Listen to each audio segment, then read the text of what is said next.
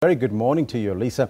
Now, yesterday it was a marathon day. Just bring us up to speed with what is happening.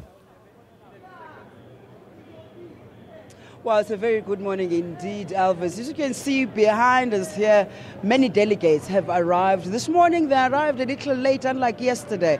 Remember, yesterday they moved into this venue from very early, very excited, of course, passing through their messages through song. And that's when you pick up that it's reflective of what is happening in this Congress, or rather, and the Federation as a whole, because another side would sing songs that are pro the national office bearers that are currently leaders of Cosatu, and the others are singing songs that are pro Vavi and NUMSA. But today, it would seem things are going to move smoothly because credentials have been adopted, agenda has been adopted. The Congress was supposed to start at 9 a.m., but the national office bearers are telling us any time from now because all the delegates are here. But let's get more information from one of the national office bearers, Zingiswa Losi, who's the second deputy president of Cosatu. Thank you so much for joining us. Yesterday, over 10 hours deliberating on the Limusa matter. And your issue, why should a Congress be hogged by issues that have to do with you, Zingiswa? Indeed, Yolisa, thank you for having me first so that I can come and clarify these matters. Surely no one understood why the Congress should be held at ransom yesterday. But of course, democracy had to prevail. Because you will recall the two issues were issues that were long concluded in the CEC of last year of Cosatu. The issue of Limusa was done and dusted in the CEC in November, and which the Constitution clearly spells out that the highest structure in between Congresses that can make such decision is the CEC. Now, the CEC concluded on the matter, and I guess yesterday, through the voting, the Congress then confirmed the decision of the CEC. Secondly, on the issue of the second deputy president, as I said earlier, that on credentials, because the issue was at credentials, the second deputy president and any office bearer of Cosatu do not form part of credentials. But the Congress had to satisfy itself as to whether the second deputy president of Cosatu has any legitimacy to be in this Congress, arising from a decision that was taken by the Central Executive Committee of Cosatu last year. And indeed, we are happy to say that this Congress confirmed that Limusa and the second deputy president are here in their capacity, one as an affiliate of Cosatu, that being Limusa, and the second deputy president being the second deputy president of the Federation. Some of your critics are complaining, or rather criticizing you, that while your theme has to do with cohesion and unity, but you are actually using numbers to rubber stamp your positions and excluding others who don't agree with a certain position. I guess that South Africa would understand by now that decisions in Cosatu are taken through a vote, because delegates in a Congress must vote. Remember, 2 years ago, when we took a decision on the issue of Yolisa Njamela regarding his suspension, the High Court overruled that decision because the CEC did not vote. It only said the simple majority in terms of unions. When that decision was overruled, Cosatu learned something from that decision, that Cosatu will carry on to defend itself in court if Cosatu does not follow its constitution. And since then, Cosatu then took a decision, the Central Executive Committee, that any decision that Cosatu is going to arrive at, when there are two motions, you must allow the Congress delegates to make a decision. So there was no cohesion yesterday. There was no majority being used. It was worker delegates making a decision with regards to the life of this federation.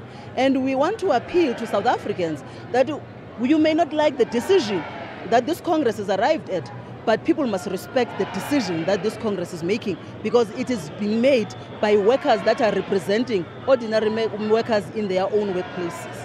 Some say you have a predetermined outcome of this special National Congress. And when I say you, I mean the national office bearers, specifically the Central Executive Committee members who have been siding with a certain faction. Now, As an example, last week when there was a press conference which you were addressing, you did say that there will be no VAVI issue or NUMSA issue on the agenda. Hence, other people are saying there's a predetermined outcome here because those issues could have emanated from the floor, and perhaps that issue could have won the vote of the day. Look, that issue was tested yesterday. But when we addressed the pre-Congress press conference, we were outlining the constitution of the Federation. It was not a predetermined.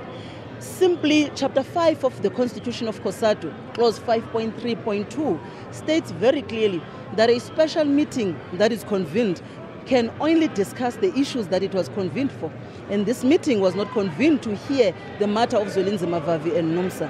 But indeed, that matter was not a decision here in this Congress that was made by national office bearers, but it was put to a vote and workers voted. And only 23 votes of delegates here wanted that matter to be heard, and 1,400 said no, because the Constitution says we may only discuss issues that necessitated the calling of this meeting. So what we're simply addressing as national office bearers were constitutional matters. Do you sincerely believe that beyond this Congress, the Federation will in fact achieve what it set out to do via this Congress, which is cohesion and unity? Indeed, indeed. As leaders of this Federation, you would read the discussion document, because some other people behave as if there is not even a discussion document. They look at the agenda, they criticize and say 6 million was spent just to dine workers here, and they refuse to read the discussion document. That speaks about the founding Congress of this Federation, how Cosatu has evolved in the 30 years of its existence, the challenges that it has undergone and the current challenges, and how it has found itself moving beyond those challenges. And it asks a question: what is to be done to find the unity and cohesion of this Federation beyond this Congress, going to the National Congress in November, but for the other 30 years of Cosatu's existence and even more. So indeed, Cosatu as an organization, as a federation, will continue to live. Leaders come and go. We found this federation here. It was born in 1985. Some of us were still crawling, but this federation, we found it here. We shall all live it here. What is at the center of the workers of this country must be the unity at all costs. No individuals must be an issue in any meeting of the organization except the existence of the organization and the unity of workers. You told us that you had it on good authority that this Congress will be disrupted. You also told us that there's monies that have been set aside by NUMSA and their likes, that they're going to apply some alcohol and offer the alcohol and drugs to the delegates so that the delegates can disrupt. Were you misinformed by your sources? Look, Yolisa, it was our anticipation, because we looked at the budget. There was 250,000 set aside for this Congress by people who are not part of this Congress to begin with. What is your interest?